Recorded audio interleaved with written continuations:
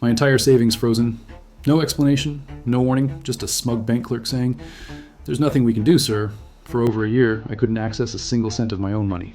All because of their mistake. But when they decided to treat me like trash, I found a way to make the entire internet turn against them. Let's just say their trustworthy image didn't survive the week. If you've ever been treated unfairly by someone who thought they had power over you, this story has for you. Hit that like button, subscribe if you believe in karma, and get ready for one of the most satisfying acts of revenge you'll ever hear.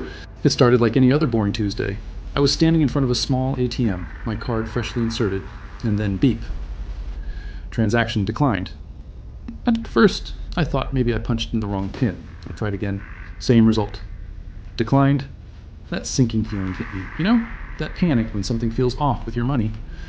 So I walked inside the tiny branch of this local credit union. It wasn't a big bank, more like one of those cozy neighborhood places that claim to be all about community trust.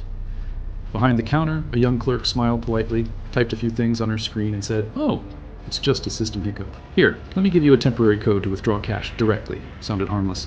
She handed me the code, I withdrew some money, and went on with my life. Little did I know that tiny transaction would trigger a storm.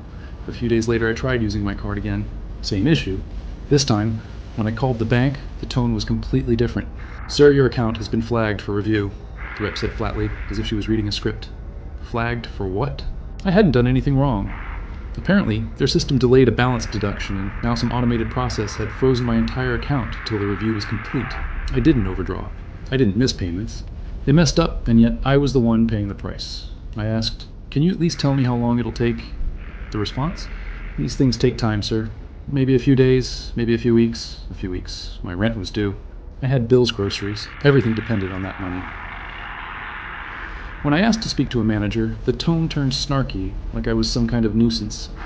One woman even chuckled and said, "Maybe next time you'll stick to a bigger bank, huh?" Something about her tone, her smirk through the phone made my blood boil, but what really hit me was when one rep asked about my name. Foreign last name, huh? I could have flagged the system too. "Excuse me?" I could hear the undertone, that subtle, ugly prejudice some people don't even try to hide. That's when the helplessness hit hard. I was being disrespected, gaslighted, and discriminated against, all for their own mistake. Days turned into weeks. Every call ended the same way. "We're still reviewing your case. Our system needs to verify transactions. There's nothing more we can do." My money locked away. I started losing sleep. Every night I'd stare at my phone, tempted to scream into the receiver. All I wanted was access to my own funds. It wasn't even about the money anymore. It was the humiliation, the powerlessness. They made me feel small, until one night during a video call with my family back home, I vented everything. My younger cousin, a tech-savvy little genius, listened quietly. Then he smirked. "You know, there's a way to make them pay attention." I was skeptical. "What do you mean?" He sent me a link, some obscure Russian website that lets people pay a few rubles for users to post whatever you want on social media. Fake accounts. Real impact. Hundreds of them for just a few dollars. The idea sounded crazy at first, but after 4 weeks of disrespect and silence, I was done being nice. So I wrote a carefully crafted post. Warning. Bank name has been freezing accounts for weeks without explanation. They refuse to help customers and show clear bias against anyone with foreign-sounding names. Avoid at all costs. My cousin helped me feed the text into an AI prompt to make variations, different tones, slightly different wording, to make it look organic. Then I uploaded the post to that site. Total cost? About $3 USD. I clicked submit, leaned back, and waited. Within hours, it began. At first it was a few scattered comments under the bank's posts. Then it spread hundreds of angry customers flooding their Facebook, Twitter, Instagram. They locked my funds too. Terrible service. Avoid this credit union. They discriminate against immigrants. Every new post they made was instantly buried under a tsunami of complaints. Their reputation destroyed overnight. It was glorious. I couldn't stop refreshing their page. Every minute, another comment, another complaint. You could practically feel the panic behind their PR team's silence. The next morning, my phone rang. Unknown number. "Hello, this is the manager of credit union name." His voice was tight, careful, the kind of tone people use when they know they're dealing with a ticking bomb. He said they were aware of some online activity and wanted to make things right. No apology. No admission. But I could tell they knew. "We understand your frustration," he continued. "Even if you no longer wish to bank with us, we'd like to transfer your full balance, plus $50 compensation, to any account you choose." I had to bite my tongue to keep from laughing. A month of being ignored, and now suddenly they're desperate to please. I calmly gave him my new bank details. Within hours the funds appeared, plus the extra $50. He tried to end the call politely.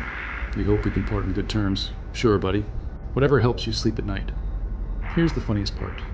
Those fake posts? I couldn't even take them down. The Russian service doesn't offer a delete option, so even after I got my revenge, their social media stayed flooded with hundreds of angry reviews and comments that weren't even real. They'll be cleaning that mess for months.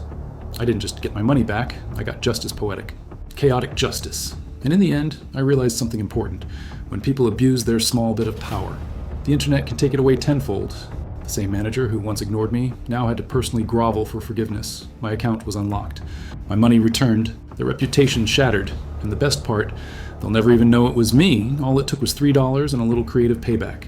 Sometimes karma doesn't need years to work. Sometimes it just needs Wi-Fi, a clever mind, and a reason to fight back. If this story made you smile, smash that like button and tell me in the comments what's the most satisfying revenge you've ever seen. And don't forget to subscribe for more real-life stories where karma always wins.